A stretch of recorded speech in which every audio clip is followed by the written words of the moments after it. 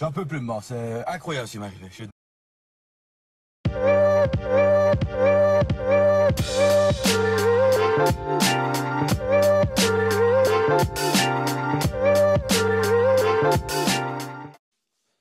Et bonjour à tous et bienvenue sur la chaîne de l'Examen Crypto. Nous sommes le jeudi 27 mars 2025, il est actuellement 7h50. On va faire le point bien évidemment sur la situation du Bitcoin. On va regarder les news et on va regarder les indicateurs. On va regarder aussi quelques altcoins. Bref, que du lourd. On s'installe confortablement et on démarre cette vidéo avec cette cryptomap qui est en train de repasser un petit peu dans le rouge.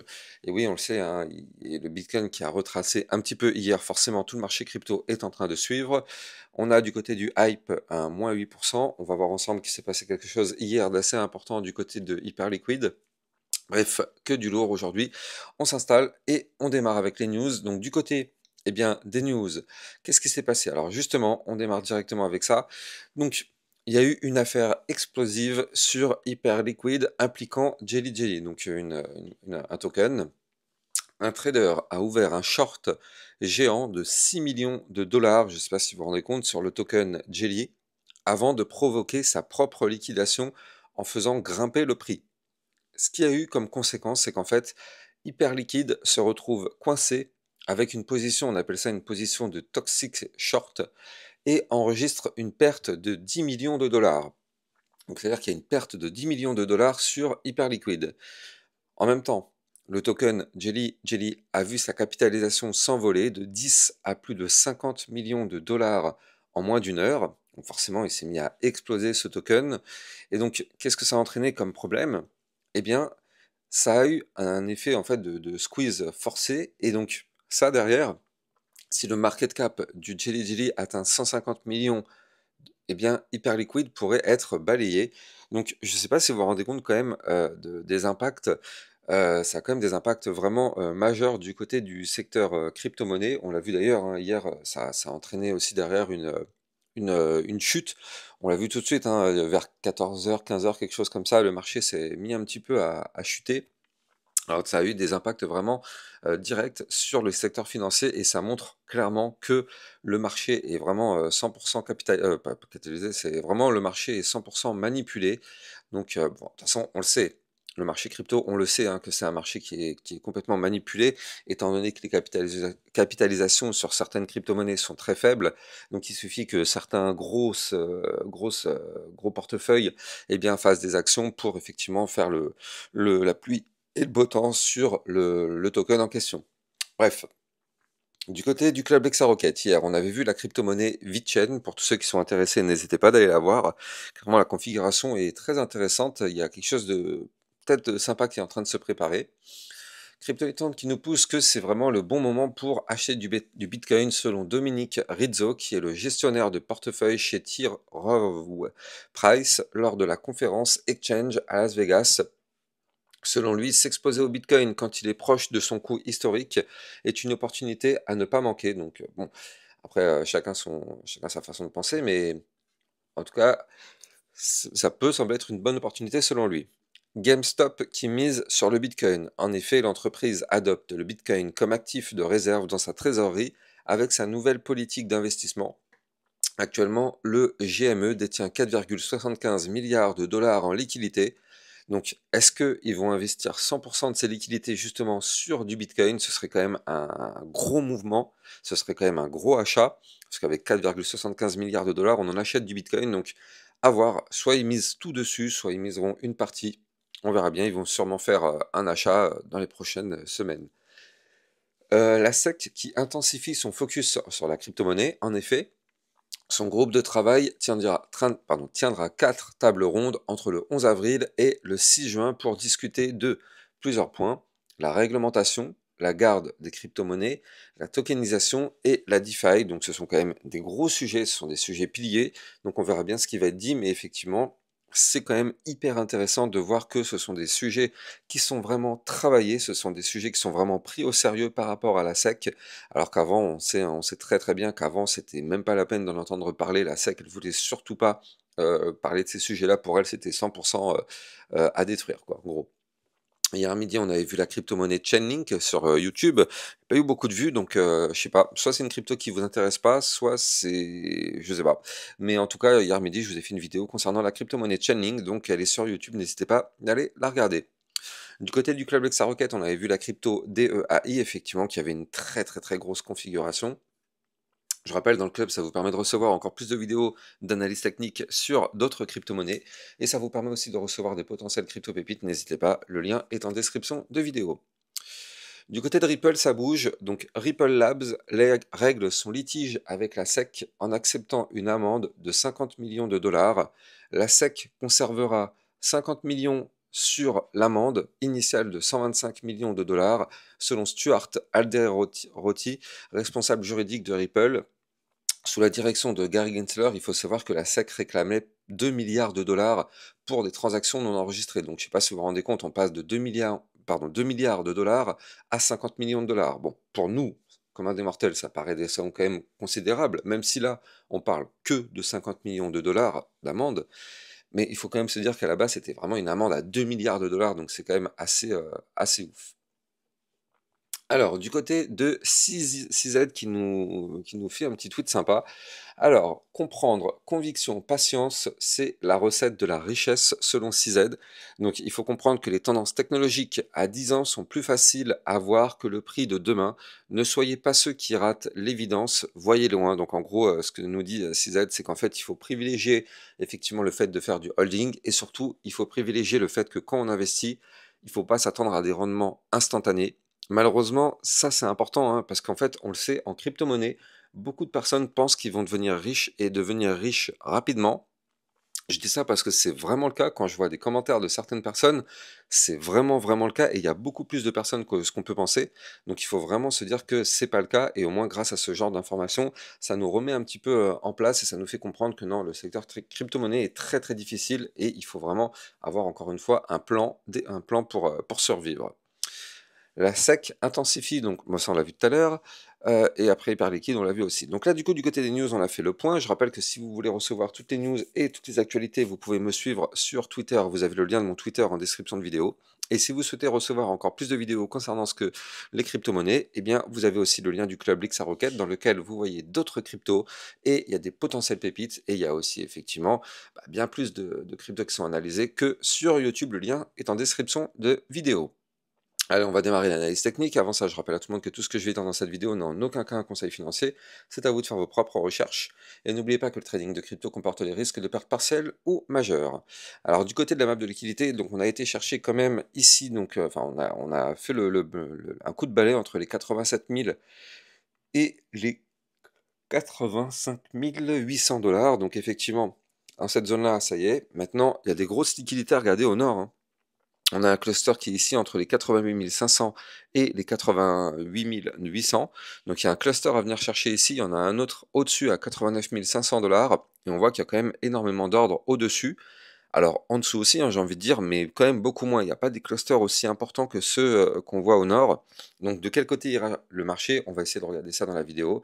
Par contre, ce qu'il faut voir, c'est que le Fear and Greed Index actuellement se trouve à 40. Donc on est passé de la neutralité à la peur. Donc actuellement, on est toujours dans cette peur. Regardez, je rappelle que depuis 2-3 semaines, on gravite entre cette zone-là, entre l'extrême peur et la neutralité. On a fait juste une petite journée dans la neutralité, hein, donc c'était hier, on était à 47. Mais en général, je rappelle, plus on est dans le rouge, plus eh bien, c'est un moment où les gens ont peur d'investir. Et en général, c'est souvent une belle opportunité. Mais encore une fois, ceci n'est pas un conseil financier. Alors, du côté de notre Bitcoin, qu'est-ce qui se passe? Eh bien, il se passe pas mal de choses. Il se passe pas mal de choses parce que hier, on a eu droit à un petit retracement. Alors, on va voir ensemble que c'est pas bien méchant, hein, ce qui s'est passé hier. Au contraire, c'est même plutôt propre. C'est-à-dire que le Bitcoin avait ici cassé sa ligne de tendance baissière, comme vous pouvez le voir ici. Tac, voilà. On a un Bitcoin qui avait formé une ligne de tendance baissière. Elle est là, c'est le trait bleu. Et donc, je rappelle que tant qu'on était sous cette ligne, malheureusement, la configuration était bloquée, on est baissier. Là, eh bien, on voit qu'on a cassé cette ligne vers le nord. Malheureusement, le problème, c'est qu'on n'a pas pu exploser, parce que comme je vous l'avais dit dans mes précédentes vidéos, on a une résistance à 88 035, donc ici. Or, le problème, c'est que normalement, le fait de casser une ligne de tendance baissière par le haut, c'est un signal d'achat. Mais vu que nous, on avait la résistance juste au-dessus, bah, le signal d'achat, il est présent, il a existé. Mais en réalité, il est très faible, étant donné qu'il y a cette résistance qui nous empêche de monter. Donc là, il faut bien sûr comprendre que la résistance des 88 035 est une résistance importante, très importante, qu'il va falloir breaker si on veut remonter. Je rappelle que du côté du Bitcoin, on avait formé ici une figure chartiste avec une tasse et la petite anse sur le côté. Je rappelle que ça, c'est une figure chartiste haussière et que la target de ce pattern, c'était d'aller chercher les 95 400 $. Donc là, pour l'instant, on est encore loin de cette target, mais si on pète la résistance dont je vous ai parlé juste avant, les 88 035, dans ce cas-là, on pourrait prendre la direction, bien évidemment, de cette target. Je rappelle que, pour tous ceux qui ont raté mes précédentes vidéos, le hash ribbon nous a donné une information plutôt bullish, l'information comme quoi eh bien, le Bitcoin aurait un gros signal d'achat. Je rappelle que ce hash ribbon, bon, moi ça fait quand même déjà maintenant plusieurs semaines dont je vous en avais parlé, on avait pu l'anticiper quand il n'était pas encore activé, et c'était juste allumé avec la pastille grise, qui en général n'est pas une pastille qui mentionne le signal d'achat, mais c'était effectivement une pastille qui mentionnait le fait qu'il y avait quelque chose à surveiller. Et donc on avait vu que si ça s'active, on va surveiller d'avoir une pastille bleue, et là on a notre pastille bleue, donc du coup c'est pour ça que c'est intéressant. Là on a notre pastille bleue, et donc je vais pas revenir dessus, hein, je vous en avais déjà parlé quand même pas mal dans les précédentes vidéos, mais ça, normalement, par rapport à ce qui s'est passé avant, ça devrait nous emmener sur un mouvement haussier. Maintenant, en général, cet indicateur ne se trompe pas, on va dire que 7 à 8 fois sur 10, il a raison. Maintenant, encore une fois, tout peut arriver, c'est pas parce que l'indicateur et passer en bleu, que ça va forcément décoller. On peut très très bien malheureusement avoir une grosse chute. Tout peut arriver, on est en crypto. Mais bon, en règle générale, cet indicateur a tendance à ne pas trop se tromper. Donc franchement, ça pourrait sentir effectivement plutôt bon pour les prochaines semaines. Encore une fois, nous, ce qu'on veut, c'est on veut absolument casser ces fameux 88 035. Pourquoi? Parce que on avait cassé cette ligne de tendance baissière en bleu. Parfait. On a poussé, on a été chercher la résistance, on est revenu retester la ligne de tendance baissière. Donc c'est-à-dire que là, en réalité, on a fait le pullback. Le pullback de la cassure de la ligne de tendance baissière. Vous le voyez, on a cassé la ligne, on est revenu la retester, cette ligne, et maintenant on s'appuie dessus, et de nouveau, on va retourner chercher la résistance. Donc là, aujourd'hui, je suis persuadé, encore une fois, c'est pas un conseil financier, mais je suis persuadé que cette fois-ci, aujourd'hui, on va retourner rechercher les 88 035 et on va tenter la cassure. C'est-à-dire qu'il y a de fortes chances qu'aujourd'hui on tente le breakout, sauf si bien évidemment il y a une mauvaise nouvelle. Et là, ce qu'il faut bien sûr comprendre, c'est que si on fait ce fameux breakout, eh bien dans ce cas-là, ce serait la direction 89 631, 92 500, puis les fameux 95 400 qui, je le rappelle, est la target théorique de la tasse séance dont je vous ai parlé tout à l'heure. Et ce qui est important, c'est qu'en fait, en réalité, il suffit juste qu'on repasse au-dessus des 90 117 $ pour qu'on puisse déjà se sentir dans une configuration beaucoup plus confortable. En effet, les 90 117 correspondent au haut du ruban de moyenne mobile, donc il suffit qu'on casse ce ruban et qu'on commence à s'établir au-dessus, et là, dans ce cas-là, ça pourrait sentir hyper bon, parce que ce serait bien évidemment pour reprendre une configuration haussière, mais même pour moi, la vérité, c'est qu'en fait, c'est surtout ici, hein, c'est le point clé des 95 400 $ qui va être déterminant, parce qu'en fait, il est plus haut que les derniers points hauts, et ça confirmerait vraiment une reprise de hausse, donc on n'y est pas encore. On est en train de travailler les niveaux clés, mais ça sent quand même plutôt bon, hein. Alors après, encore une fois, on n'a pas de boule de cristal, donc là, il suffit que le Bitcoin se fasse rejeter par la résistance. Qu'est-ce qui va se passer dans ce cas-là? Si on se fait rejeter, boum, on s'effondre. On s'effondre et c'est un retour direct à 85 016, voire même 81 533, ou encore les 79 000 $. Donc, c'est pour ça que je vous dis, attention, hein, c'est pas parce qu'on a des signaux bullish qu'on va décoller to the moon. Attention à ça. On veut vraiment breaker la résistance pour qu'on puisse se sortir de cette situation délicate. Je rappelle, pour faire un petit point aussi sur la vision un peu plus long terme, là effectivement, donc comme je vous le disais tout à l'heure, on a le hash ribbon qui s'est activé. D'un point de vue long terme, on est en train de faire un rebond magnifique, vous le voyez parfaitement ici, sur une ligne historique. Donc là, en fait, on est venu chercher une très belle zone de support pour faire un rebond. Souvenez-vous, hein, je vous avais dit qu'il y a 3 zones sur lesquelles on pouvait rebondir. La zone qui est ici, donc le niveau clé qui est la ligne de tendance en bleu haussière long terme, donc c'était les 80 100 $, donc pour l'instant c'est celui-ci qui nous permet d'avoir le bottom. On avait aussi, et ça on le voit en vue mensuelle, ici vous le voyez, ce haut du canal ascendant, parce que je rappelle qu'en vue mensuelle, le Bitcoin a cassé un gigantesque canal ascendant, donc le haut du canal ascendant est lui aussi une zone de potentiel bottom, donc les 76 500 $. Et si on break ces niveaux clés, eh bien, une autre zone qui pourrait nous servir de bottom, ce serait pour moi le bottom majeur, enfin le niveau clé majeur, qui correspondait ici au haut de l'ancien range. Vous la voyez ici, cette zone de latéralisation, tac.